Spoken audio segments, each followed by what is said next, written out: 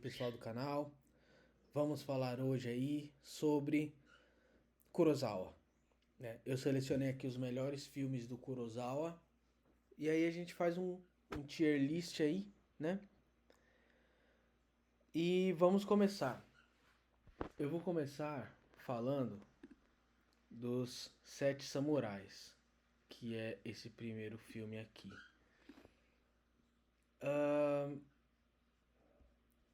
É engraçado que eu só tive interesse em assistir esse filme. Esse foi o primeiro filme do Kurosawa que eu vi. E eu só tive interesse em assistir porque o Snyder falou que Os Sete Samurais seriam um dos filmes, né, que iriam inspirar, que inspiraram ele a fazer o Rebel Moon, né? E eu, como um fã do Snyder, ansioso por Rebel Moon, falei, vou assistir Os Sete Samurais. E cara, que filme fantástico, né?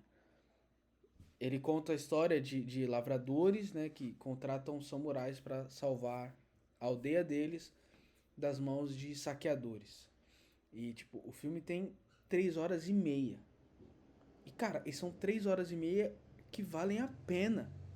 Não tem um momento de enrolação, não tem um momento que você cochila, tipo, putz, essa parte aqui tá arrastada, tá cansativa. Não! Sabe, tipo, são 3 horas e meia de puro cinema. Por isso, pra mim, tá? Sete Samurais é excelente. Opa, vou colocar aqui. Excelente. Aqui. Pra mim é excelente, tá? Vamos pro segundo filme, que é o Han, né?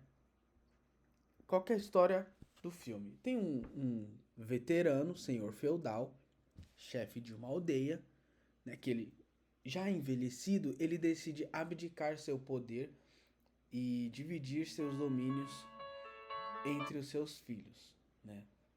E o que era para ser uma repartição de bens pacífica entre os irmãos se torna um conflito devastador.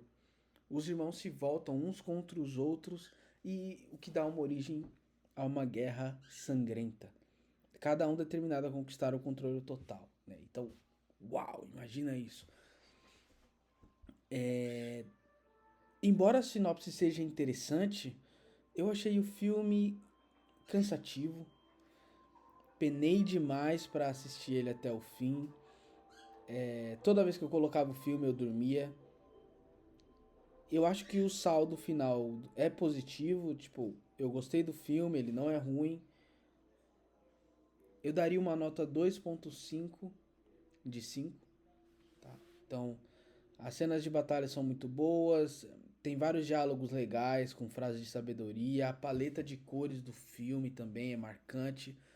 As cores do filme foram muito bem trabalhadas também. Então, eu acho que uma nota aí, né, 2,5 de 5. Eu vou colocar ele aqui, é um filme legal, tá? Ele é um filme legal. E vamos falar de Rashomon agora, né? Rashomon, se eu não me engano, foi por causa dele, foi por causa desse filme que a Academia criou o Oscar de melhor filme estrangeiro, né? E não é por menos, porque o cara fez um filme inteiro só com 6 atores e não ficou parecendo uma peça de teatro. Meu, o Kurosawa é um gênio, cara, um gênio. Eu gostei, é um bom filme, né? É sobre um assassinato e versões conflitantes, né? Cada personagem tem sua versão do que aconteceu.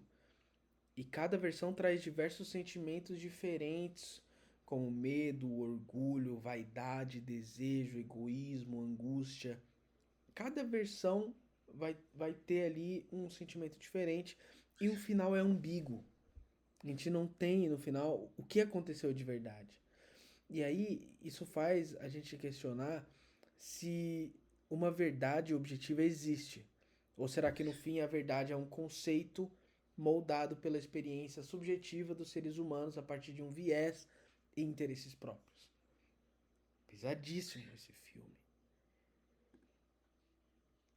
E eu com toda certeza eu vou colocar ele aqui, ó. É um filme bom. É um filme bom, tá?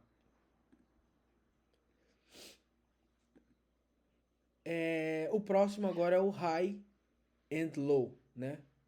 Alto e baixo, né? E o título desse filme, ele não poderia fazer mais sentido, né? É um filme que aborda bem essas questões de classe, high and low. A narrativa principal é de um executivo de uma grande empresa. O filho dele tá brincando com o filho do funcionário e de repente um telefonema pro executivo: sequestrei seu filho, me pague. E cara, ele fala um valor que é muito grande, sabe? É um valor que o executivo diz que vai pagar, mas ele sabe que se ele pagar esse valor, ele vai falir, ele vai perder a empresa, ele vai, entendeu? Mas é,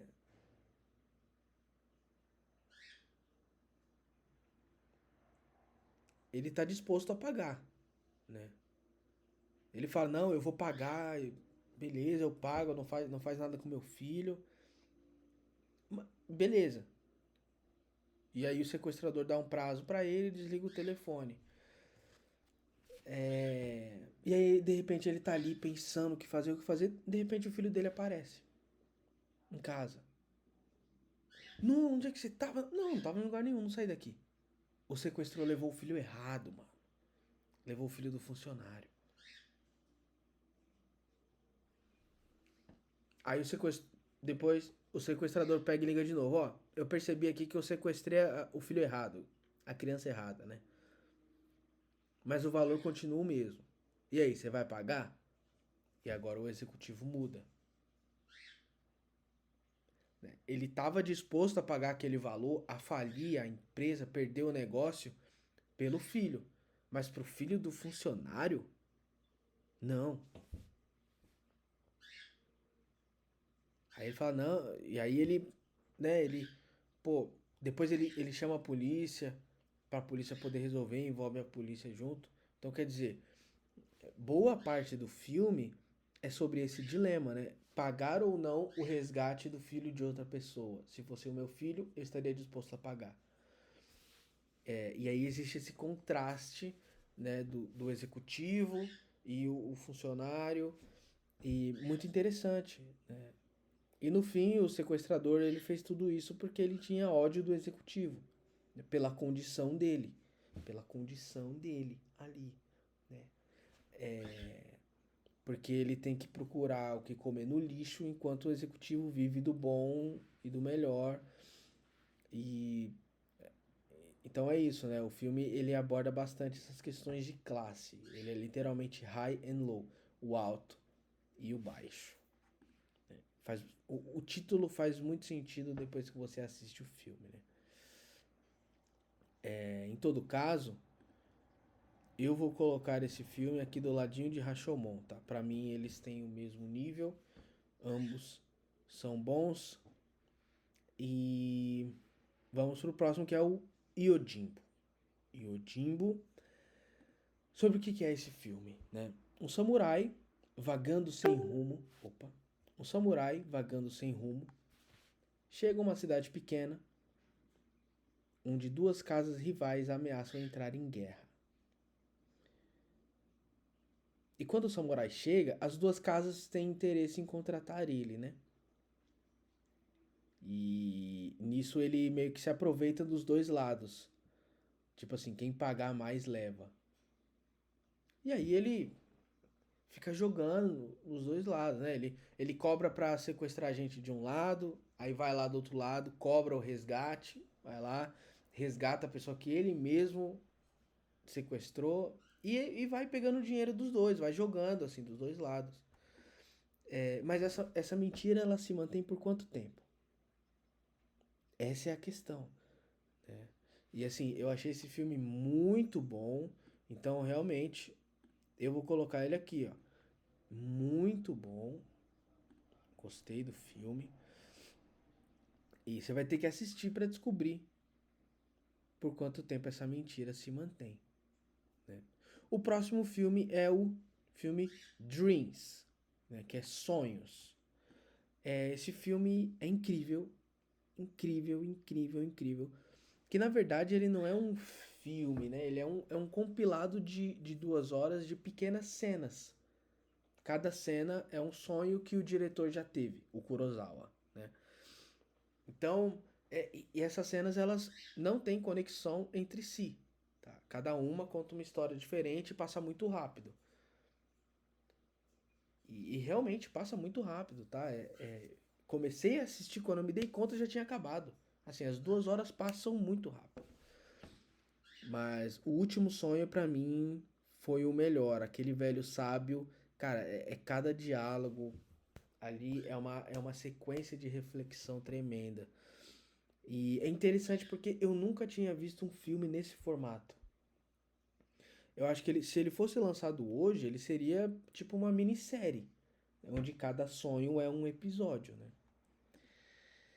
E sem dúvida, pra mim, Dreams eu vou colocar aqui do ladinho dos Sete Samurais, cara. Pô, aqui. É excelente, galera. É excelente. O próximo é o Throne of Blood, né? Qual que é a história desse cara?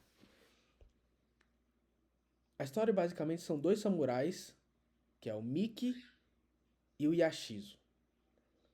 Eles estão voltando de uma batalha.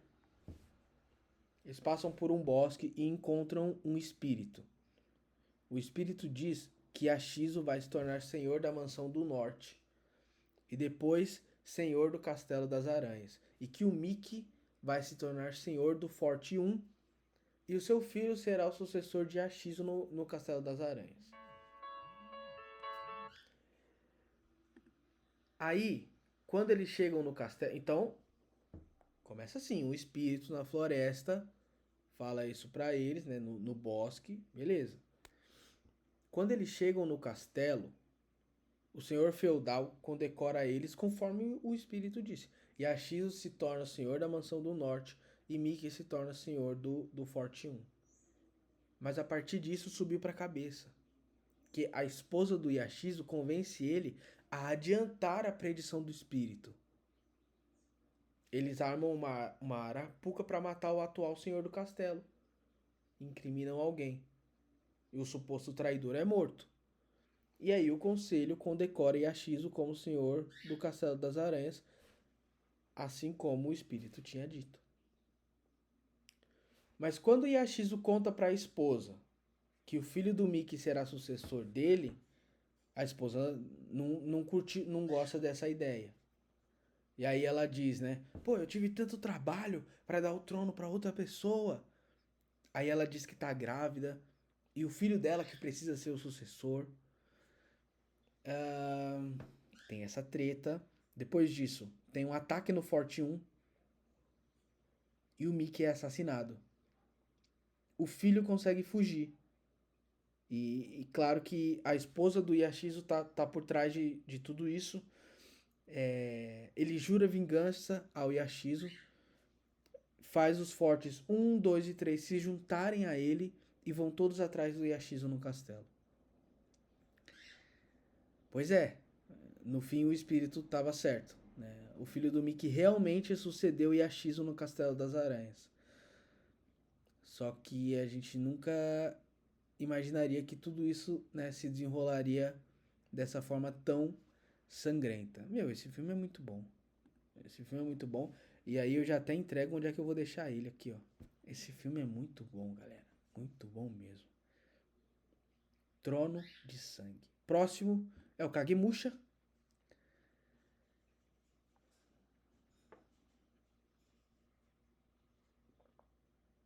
Sobre o que é esse filme, Kagemusha? Em um Japão dividido pela guerra, tem 3 clãs rivais. Em um deles, o líder do clã está prestes a morrer, mas se isso acontecer, os outros clãs vão aproveitar para atacar. Então eles contratam um ladrão muito parecido com o líder para ser seu sósia. Assim o líder continua vivo e evita o ataque dos outros clãs, né? Mas será que essa ideia deu certo? E como será que o filho do líder lidou com isso, né? Só faz sentido existir um sósia quando há um original. Quando o original não existe, o que acontece com o sósia? Eu gostei do filme, muito interessante e, cara, muito bom, cara. Muito bom. Vou colocar ele aqui. Muito bom. O próximo filme é esse Drunken Angel, né? Anjo Embriagado. Esse filme ele é interessante o suficiente para te prender. É legal, né? Qualquer história. É um médico alcoólatra que se importa muito com a saúde das pessoas a ponto de se preocupar, né? E cuidar a troco de nada. E aí tem um gangster com tuberculose e o médico tenta convencer o gangster a fazer tratamento e se cuidar. É um filme, ele é interessante, é um filme legal, tá? É um filme legal, eu vou colocar ele aqui do lado de Han. Pra mim ele é um filme legal. E o último dessa lista é o Quiet Duel, que eu não tenho muito a dizer sobre esse filme, na verdade. O que eu tenho a dizer é que ele é chato pra caramba. Então eu vou botar ele aqui, ó. Chato. É isso. Então a gente tem aqui dois filmes em excelente, três filmes em muito bom, dois filmes, na minha opinião, bons, dois que são legais e um que é chato, isso aqui. E separei aí os 10 filmes mais famosos do Kurosawa.